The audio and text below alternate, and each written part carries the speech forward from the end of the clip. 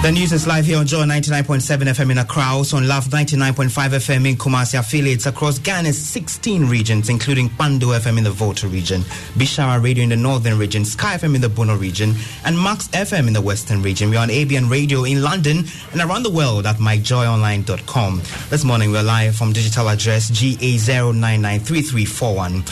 Up in this edition, President Akufo-Addo announces partial reopening of churches and schools as he gives green light to the Electoral Commission and the National Identification Authority to resume operations. With effect from Friday, 5th June, we will begin stage 1 of the process of easing restriction. An abridged format for religious services can commence.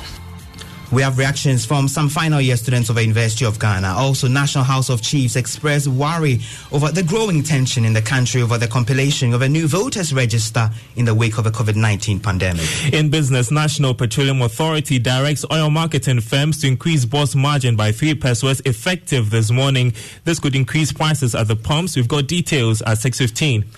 And mass protest and mayhem continue into the 6th night across parts of the United States despite imposition of curfew in 40 states in more than 200 cities there. We haven't received any. We have of these and other stories here in the package. Thank you for joining us this morning. Now, President Akufo-Addo has announced a partial lifting of restrictions imposed to halt the spread of coronavirus, including the reopening of churches, schools and other activities as well. In his 10th address to the nation, he said final year junior high school and senior high school students, as well as university students, can return to school.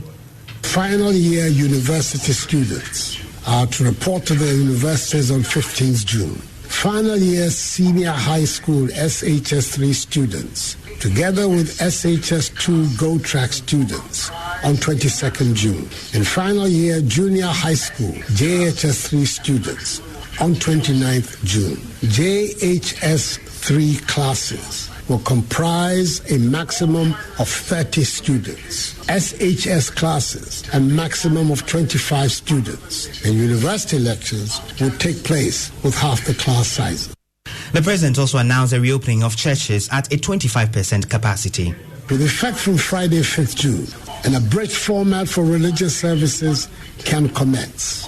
25% attendance with a maximum number of 100 congregants can worship at a time in church or at the mosque with a mandatory 1 meter rule of social distancing between congregants.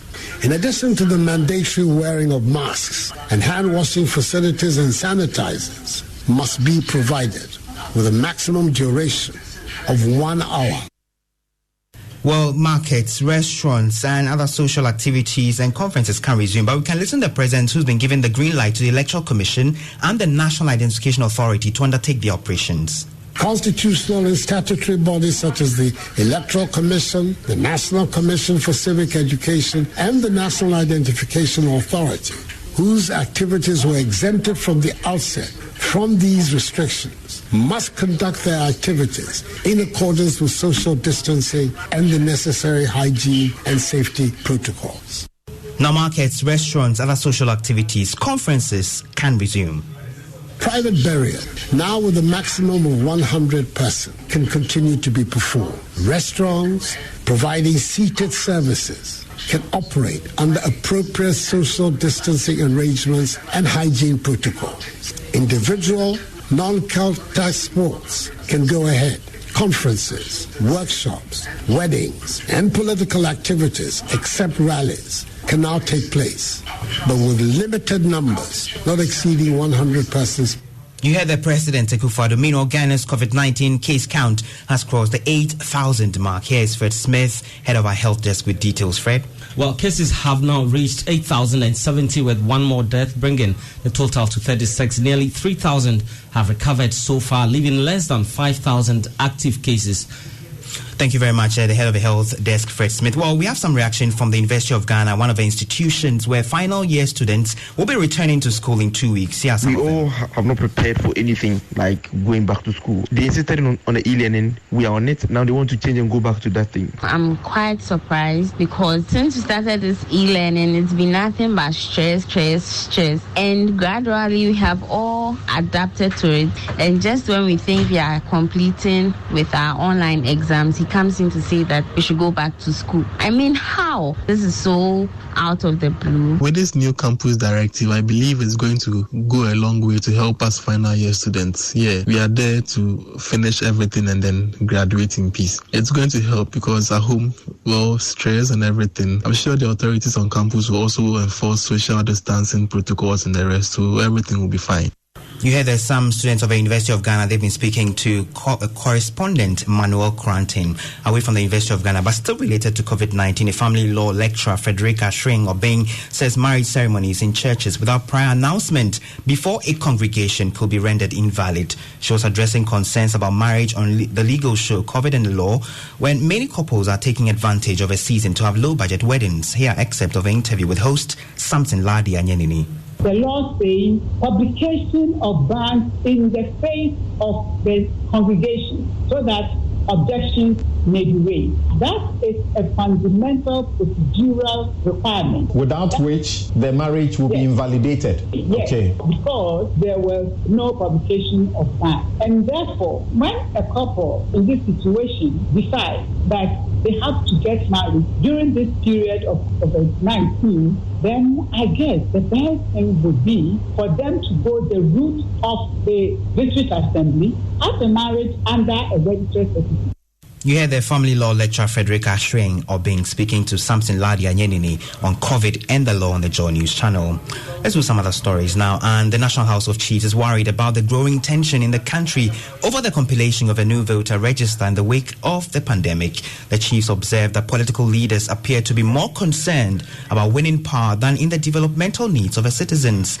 In a statement signed by President of the National House of Chiefs, Togbe Akwede the 16th, he asked political actors to unite in the fight against COVID-19. Here, excerpts read to you.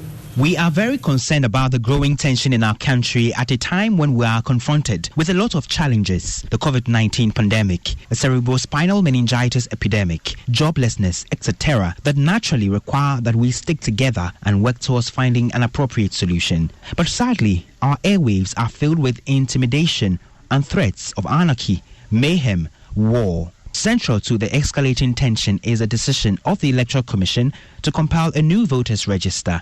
Unfortunately, the EC failed to honor invitations to the National House of Chiefs when our traditional leaders wanted the opportunity to promote dialogue in the interest of peace. We want to call on the EC to make peaceful conduct of this year's general elections its primary objective. It will require, among others, that no qualified Ghanaian is disenfranchised and that the elections are free and fair. You hear the extracts of a statement by the National House of Chiefs read to you. Now, the administrator of the Donkokrum Presbyterian Hospital, Reverend Ezekiel Amadou Darby, has attributed the continuous loss of lives on the Volta Lake to overcrowding and poor safety checks. 8 persons died after a boat capsized at Sokpe, a suburb of Donkokrum in the eastern region. The cause of the latest accident is yet to be established. Reverend Amadou Darby has been speaking to Joy News.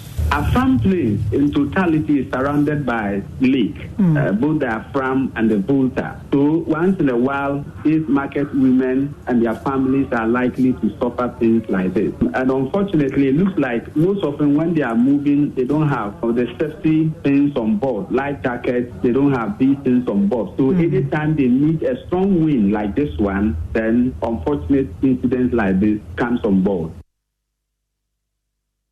You had there Reverend Ezekiel Amadou Darby, administrator of the Donkokrum Presbyterian Hospital, speaking to us about that incident on the Volta Lake. Now, calls for calm has been ongoing as protests and mayhem continue across many parts of the U.S. for a 6th night following the death of an African-American man, George Floyd. Mr. Floyd was killed whilst in police custody in Minneapolis on Memorial Day. Here are excerpts of some happenings from the international media, CNN and the Washington Post. But I'm asking you to help us. Help us use humane way to get the streets to a place where we can restore the justice so that those that are expressing rage. So I want to just call out very, very clearly, as we put a presence on the street to restore order, it is to open that space to seek justice and heal what happened. I will not in any way not acknowledge that there's going to be that pain, but my first and foremost